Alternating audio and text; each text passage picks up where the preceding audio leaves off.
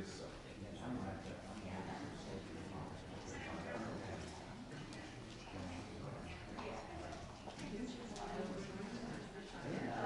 here's Kirsten.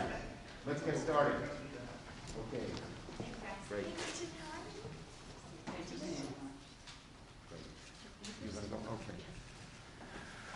Okay, welcome everybody.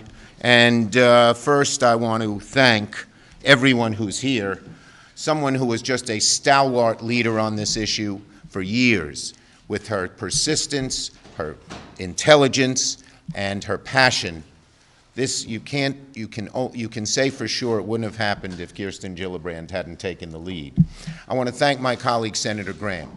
He really stepped up to the plate and understood how important this was, and as he said, convinced businesses that this is good for business as well. And that's why we're able to move this amazing legislation by a voice vote, which meant no one was opposed to it. And in part, that's good credit to Lindsey Graham and to Joni Ernst, who helped so much on this legislation as well. And of course, I want to thank Gretchen Carlson. She did an amazing, amazing thing. And as I mentioned to her, when something bad happens to you, very bad, the human instinct is to curse the darkness. But instead, she lit a candle. And it was her courage that brought us here today. So thank you very much, Gretchen. It is just so angering, it just confoundly angering, to realize that people, mainly women, but some men too, who were abused, harassed sexually, were forced to shut up, not tell anyone about it, and not seek justice. That is almost medieval. But that's what was happening until today, because so many people, when they signed employment contracts, were forced into compulsory arbitration on this issue.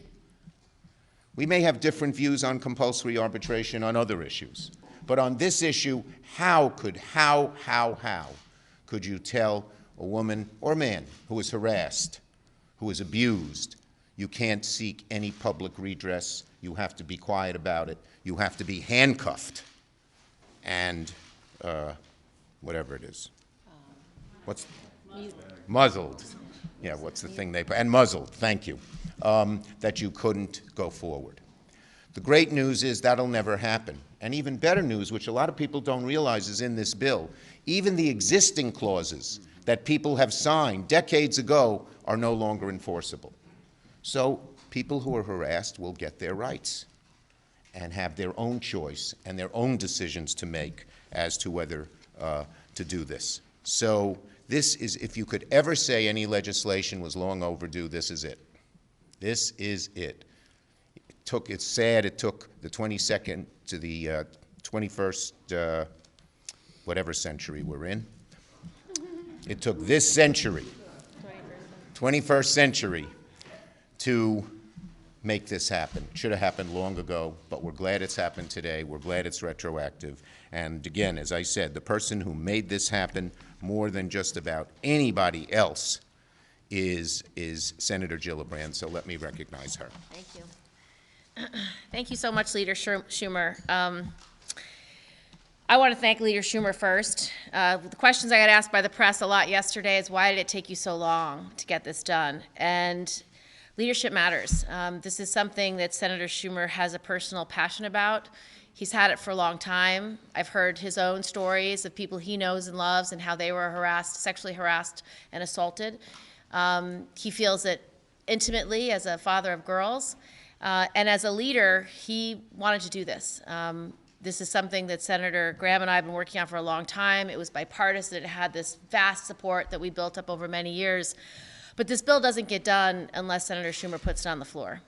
The second thing that Senator Schumer did that I want people to know is, you know, in the 11th hour of this negotiation, we had to bring all senators together. This was not something you could do easily, even if one senator stood opposed, because then everything, the consent falls away. And he was able to meet with Senator Graham and Senator Ernst to really meet the needs of this moment and to assure everyone involved that this bill is what it says it is. And that was really important to Senator Ernst. And Senator Ernst and I have been a partner in this space for a long time. We work in the military context. But it was Senator Schumer, Leader Schumer's presence and commitment that this bill is what it says it is that made the difference for us to move forward and have this unanimous consent. So, Senator Schumer, thank you. This doesn't get done without you. It doesn't get done without your leadership, and it doesn't get done without this moment. I also want to thank Senator Graham because, Lindsay and I have been in this space together now for almost 14 years. We've been working in the military sexual assault space. We're working now in these employment agreement space. And Lindsay comes at these issues as a lawyer, as a trial lawyer, as a man who's been in the midst of these issues for a very long time. And he has a very incisive view of injustice. He knows when something just isn't right, and he will stand against a mountain to tell people it isn't right. He has been working with the business community. We were able to get so many business leaders to support this legislation over the last 5 years because of his advocacy, because of his determination, and because of his commitment to this space. So I just want to thank you, Senator Graham, for leading this and never giving up. I want to recognize both Senator Durbin and Senator Grassley, who, as chairs and ranking members of the Judiciary Committee, they were the ones who brought this to the committee and called the vote and made sure that this was something that not only had the full support of the Judiciary Committee, but had their full support. And there are two no greater champions in the Senate than Senator Durbin and Senator Grassley on individual rights and justice. That's what they've made their careers about as leaders of the Judiciary Committee, and their support on this made the difference. And then last but definitely not least is Gretchen Carlson, who was the face and the voice of this advocacy. And I can tell you to put yourself out there to tell your story with all the restrictions that she had, because she had a non-disclosure agreement, but to tell her story and be the face of this important societal change takes more courage than any of us can imagine. It is literally putting your whole self, your whole body, your whole history, and your whole future in the hands of others, us here, to carry that story effectively. So Gretchen, your bravery, your courage, it matters, and thank you. So this is one of the most significant workplace reforms in American history. The bill is going to help fix a broken system that protects perpetrators and corporations and ends the days of silencing survivors. No longer will survivors of sexual assault or harassment in the workplace come forward and be told that they are legally forbidden to sue their employer because somewhere buried in their employment contracts was this forced arbitration clause. The Ending Forced Arbitration in Sexual Assault and Sexual Harassment Act will void all forced arbitration provisions for sexual assault and harassment, allowing them to have their day in court, a basic constitutional right, your day in court, to be heard and to aspire to justice. And that will be, going forward, their right. It will also allow them to discuss their cases publicly, to tell your story, to tell your colleagues, to tell your family, to tell the people you know and love what's happening, and it prevents corporations from protecting their harassers and abusers. The need for this reform was clear. The forced arbitration process has left survivors blocked from seeking information that could prove their case. This is about discovery. When you're in an arbitration, you don't get the same discovery rights than when you're in a trial. And when you're in a trial, that discovery gives you the facts of whether this is something that is pervasive, whether this predator has had other victims. That's the kind of discovery that's necessary, and every lawyer in America will want those facts. Historically, employees have been less likely to win in arbitration than in court, and in the cases where they do win, they typically receive a much lower monetary award. Since the results of arbitrations are secret and binding, they have no avenue to appeal and no way to hold repeat offenders accountable. The arbitration process has not only allowed corporations to hide sexual harassment and assault cases in this secretive and often biased process, but it has also shielded those who have committed serious misconduct from the public eye. So there's no accountability, and we know that sunlight is always the best disinfectant.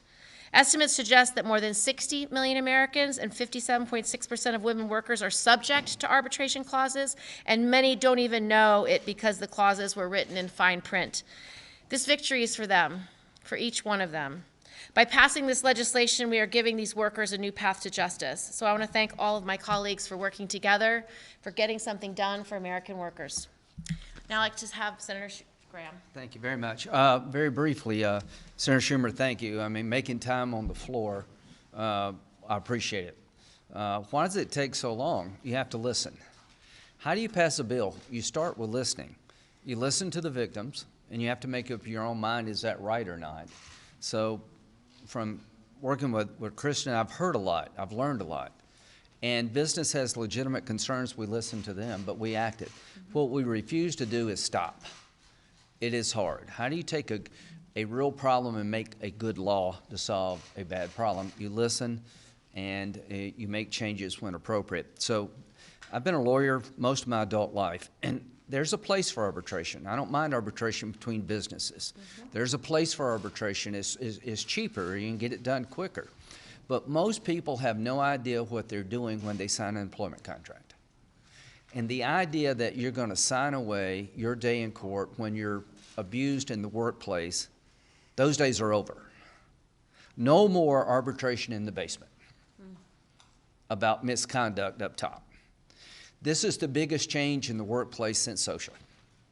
We have laws on the books protecting the American worker from injury at the workplace. I grew up in a small town in South Carolina. We owned a bar called the Sanitary Cafe.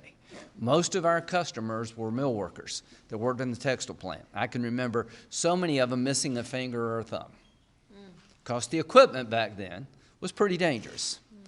I'm a limited government Republican, but there's a place for the government when it comes to our daily lives. So to all the women and men, but mostly women, you're going to have a right today that you did not have yesterday. You're going to have a chance to be heard differently, and is long overdue. So what will happen in the business community? They will up their game. I can tell you the ripple effect from OSHA is that people now are taking seriously preventing injury in the workplace.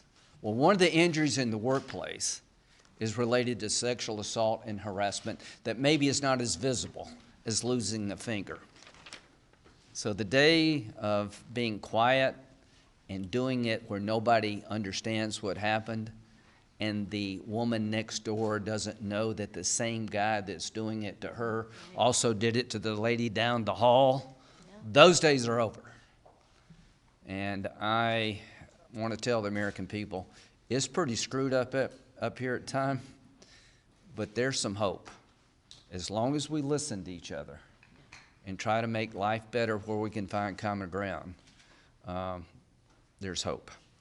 So, Christian, I'll just say this. You are the most tenacious person I've ever met in all the right ways. Thank you.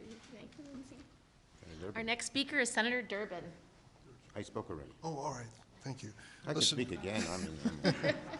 Let me second the comments of Senator Graham about Senator Gillibrand. She is a tiger when she latches onto an issue, and she has been our leader on this issue, and congratulations to you and to your partner in this, Senator Graham. Lindsay, your involvement in this personally and politically made the difference. It really did.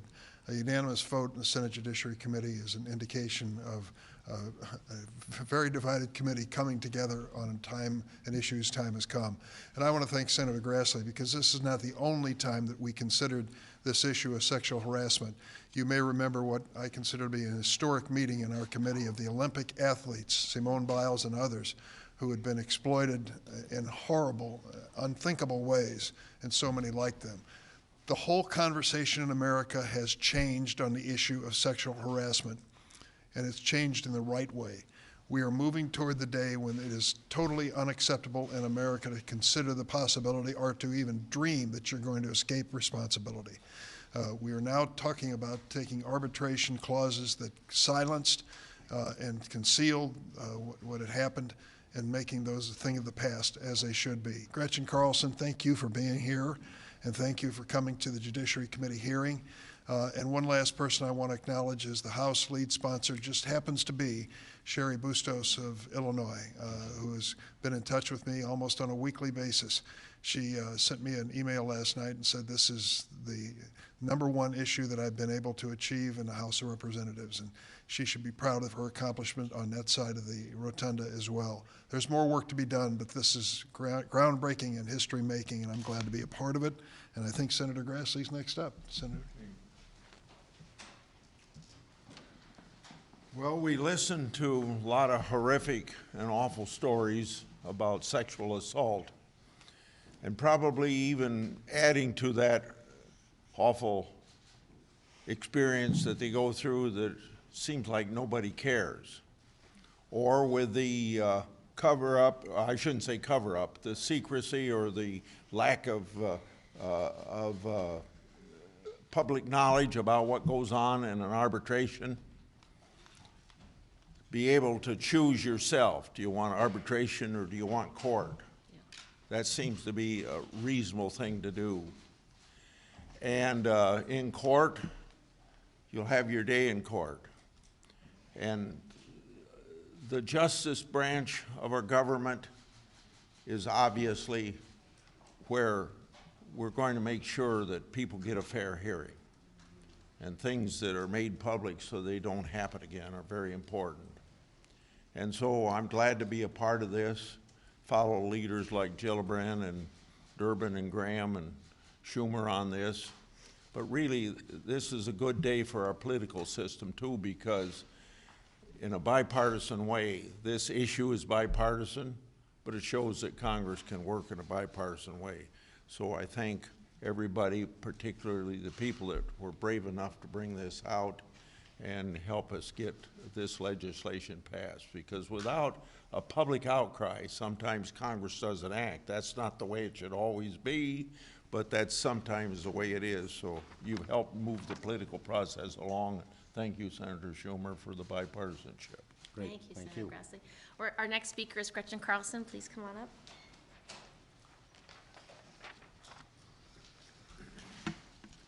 Well, hi, everyone.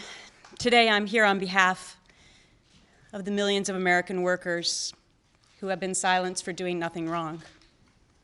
Workers who simply wanted to go to their jobs every day and work in a safe environment.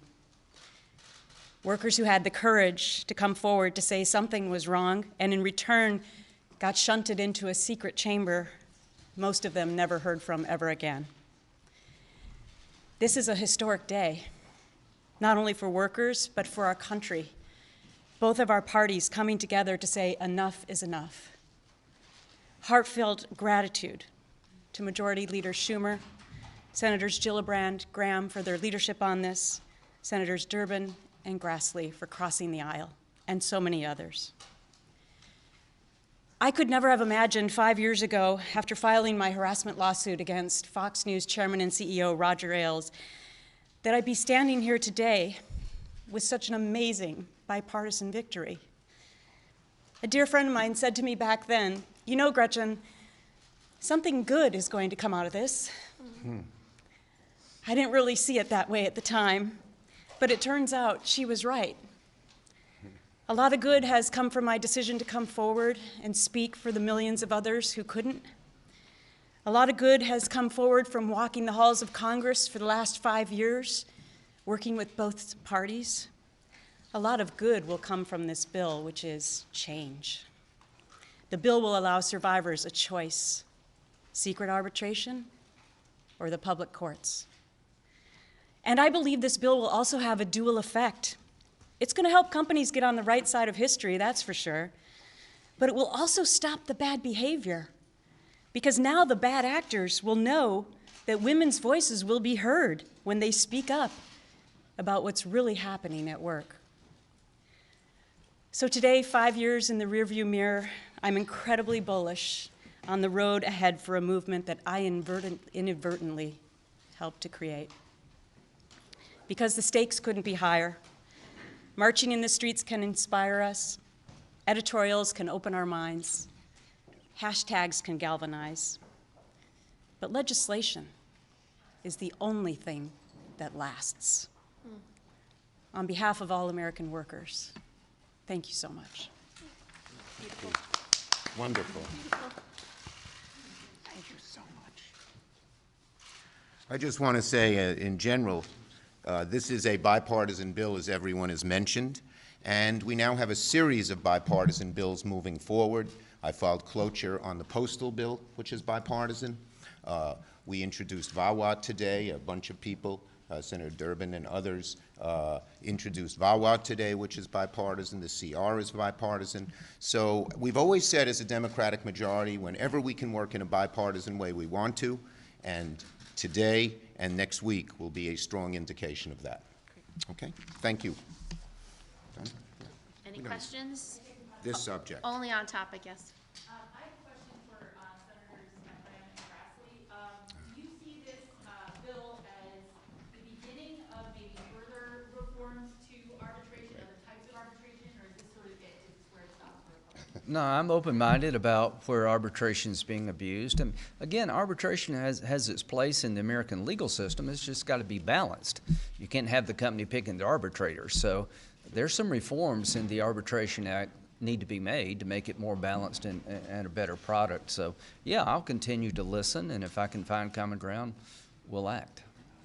Can I ask Gretchen Carlson a similar question? You refer to this as a movement and that there's more work to do. Legislatively, what's next? What else can Congress do to advance this movement? Well, I think I'll be having a lot of meetings moving forward. I know that Senator Gillibrand wants to continue to work on this. We just heard that Senator Graham is willing to work on this. I know members of the House as well. I'd like to take on non-disclosure agreements and further explore where we can move with arbitration for other disenfranchised groups. Can I follow up just real quick with non-disclosure agreements? Can you just explain why, what is the time to do that now, why that wasn't part of this bill? Because we wanted to get the first bite of the apple with what we could get done strategically with both parties, and it's been a 5-year journey. Yeah, It's rare you can get a UC on the floor of the Senate on something so significant. yeah. And just to clarify, this is such an important step because this is where we had enormous insight into the abuses.